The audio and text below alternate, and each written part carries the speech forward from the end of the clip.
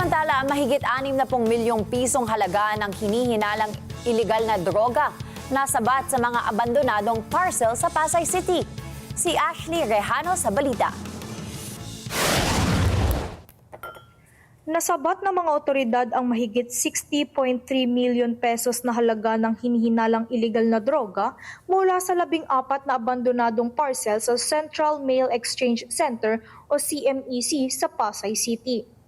Ayon sa investigasyon, nagmula ang mga parcel sa Thailand, United Kingdom, United States, France at India at nakatakdang ipadala sana sa iba't ibang lugar sa bansa. Nadiskubre ang mga hinihinalang kontrabando matapos makita sa X-ray screening ng Bureau of Customs ang mga kahina-hinalang laman ng mga padala.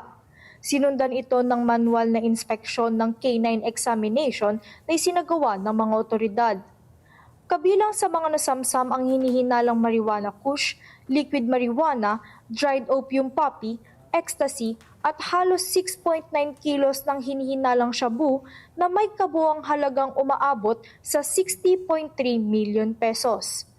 Lumabas sa pagsisiyasat na itinago ang mga iligal na droga sa mga parcel na idineklarang mga snacks, produktong kape, laruan, speaker system at iba pang pangkaraniwang gamit upang makalusot sa inspeksyon.